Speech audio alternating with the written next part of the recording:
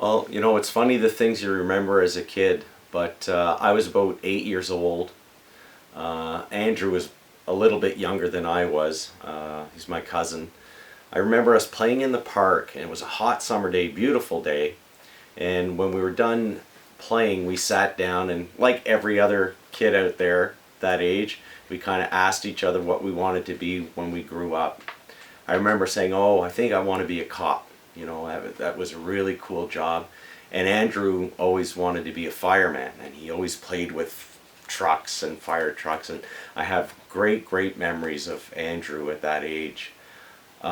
Little did I know that about 10 years later, Andrew would be killed in a car accident.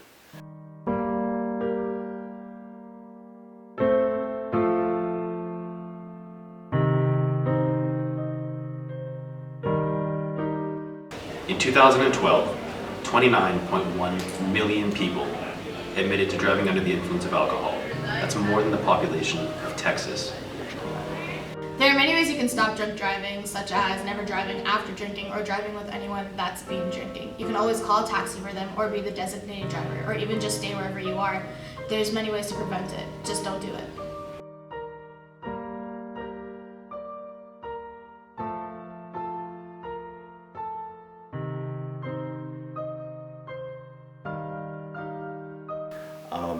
On July 30th, 1994, his 18-year-old friend, buddy, Kevin, was behind the wheel in the Windsor area.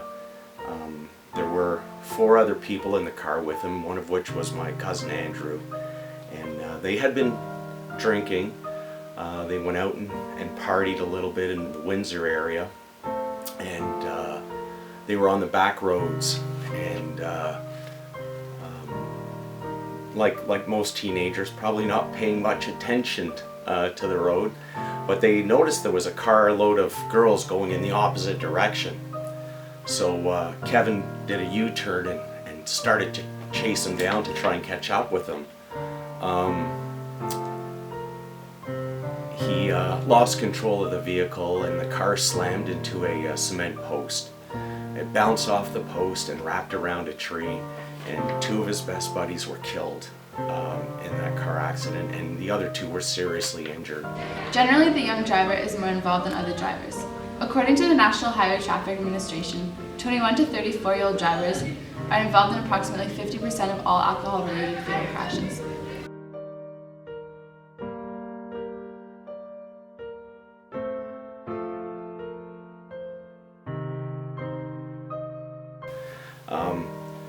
I'm sure that's not how they wanted to ever expect that the night would end, but that's how it did end.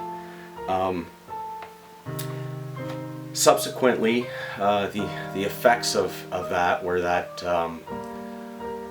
Kevin had to go to court, and it was a real interesting case. It was the first time where he wasn't sent to prison. They actually gave him 3 years of probation with 750 hours of community work, of which Kevin had to show up at all the high schools in the Windsor area to describe what the effects of drinking and driving were, and the great loss that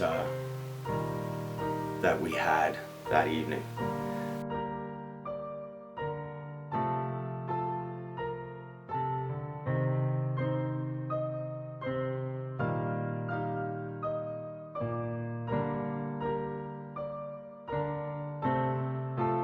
The risk of getting into an accident while driving under the influence is 11 times greater than driving sober.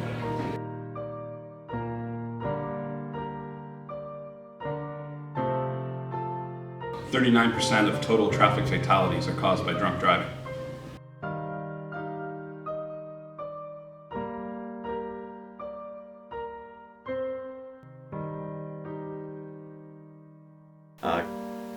Kevin still isn't the same today. Certainly had a deep impact on him, and Andrew's family were affected.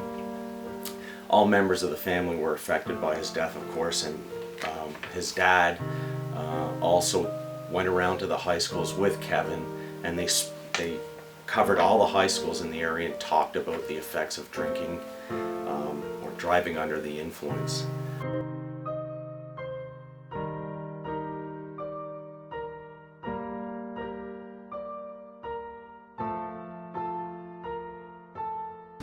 Children who start drinking at a young age are 7 times more likely to be in an alcohol-related crash.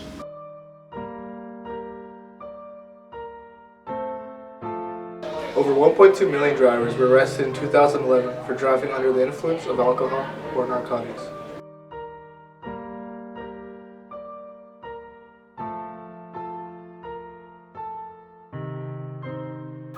I miss Andrew very, very much.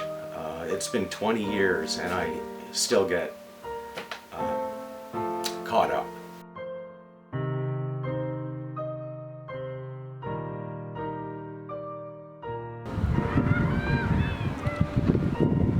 When I was in grade 12, I left Friday afternoon history class. My friend Sean, my friend Dave, and John. Monday afternoon, John was there. Sean was in the hospital, and we went to Dave's funeral on Wednesday.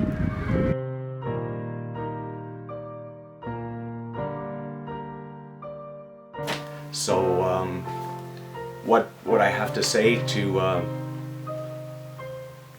kids who, or anyone who would consider driving under the influences, just don't do it, because it will have a long lasting effect on you and the people around you, and it's just not worth doing.